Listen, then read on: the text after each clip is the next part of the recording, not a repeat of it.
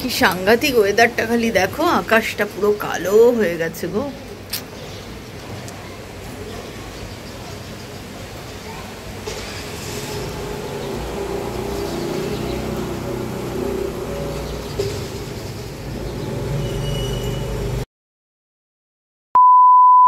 আচ্ছা, তো আজকে আমি বানাবো হচ্ছে মাটন পোলাও। প্রচন্ড ইচ্ছে করছে, তো মাটন পোলাওর জন্য এটা নিয়ে নিয়েছি আমি গোবিন্দভোগ চালটা, একদম ধুয়ে টুয়ে বেছে রেখেছি।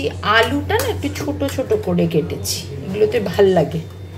এখানে আছে মাংসটা, এই হচ্ছে মশলাটা, আর এখানে ডিম সেদ্ধ আমার হয়ে গেছে। ডিমটা এক্সট্রা, মানে ওটা প্রত্যেকে চাইলো খেতে, ওই জন্য, নাহলে না ডিম অ্যাকচুয়ালি দেয় না এতে। সো আগে আমি এর মধ্যে এই পুরো মশলাটা দিয়ে আসি আবার।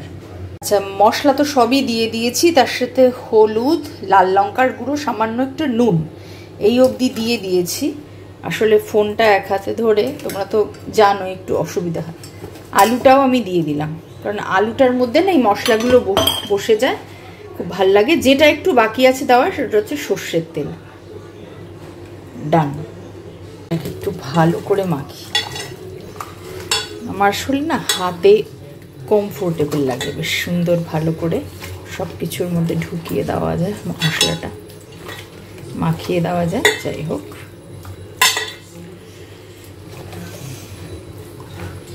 এই পোলাওটা খেতে আসলে ভীষণ ভালো লাগে, এটা একটু অন্যরকম।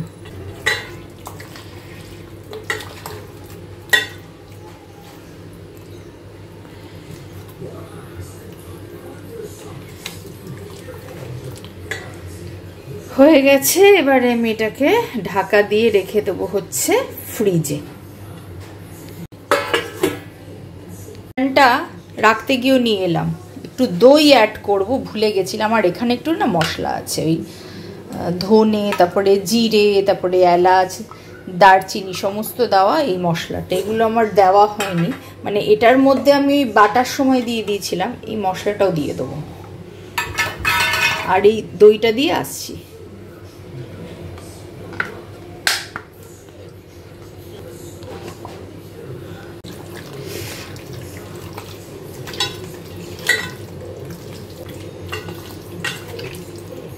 ডান, এবারে ফ্রিজে রাখবো। 2000 years later.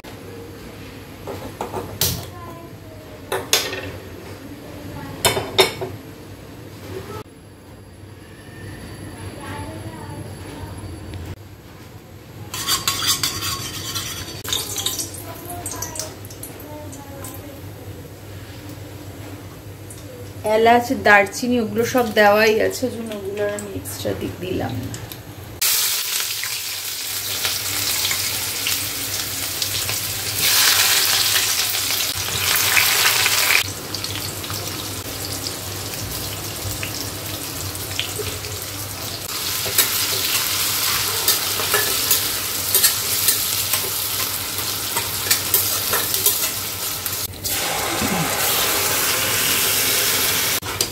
বাইরে এত মেঘ করে এসছে না, ঘরের ভেতরটা পুরো অন্ধকার হয়ে গেছে।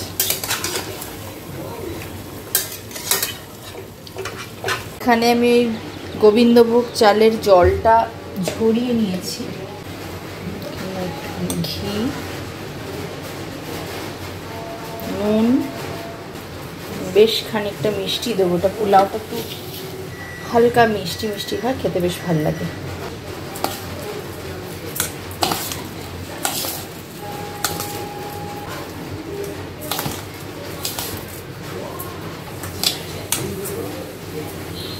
মাংসটা এখানে ঢেকে হচ্ছিল,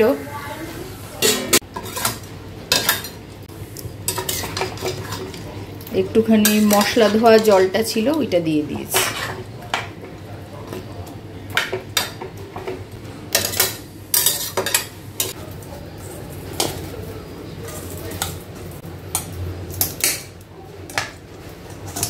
মাংসটা যখন হয়েছিল না, তখন ওই আলুটা সেদ্ধ হয়ে গেছিলো বলে, যেহেতু ছোট ছোট করে কাটা আমি উঠিয়ে রেখেছিলাম।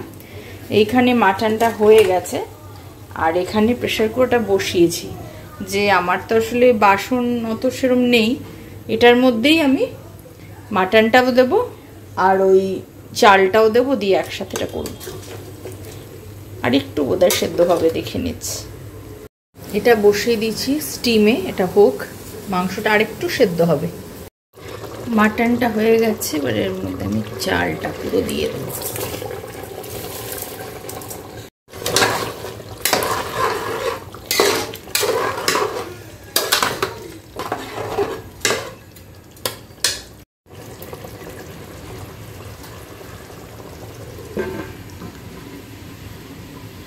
অনেকটাই হয়ে এসছে, এবার আলুগুলো দিয়ে দিলাম। এই হচ্ছে মাটন পোলাও, একদম রেডি ফেডি করেই আমি আসলাম। একটু ডিম সিদ্ধ নিয়ে নিচ্ছি, আর সাথে দিয়ে দিচ্ছি স্যালাড। লঙ্কাটা দিয়ে দিলাম, ভালো লাগছে দেখতে।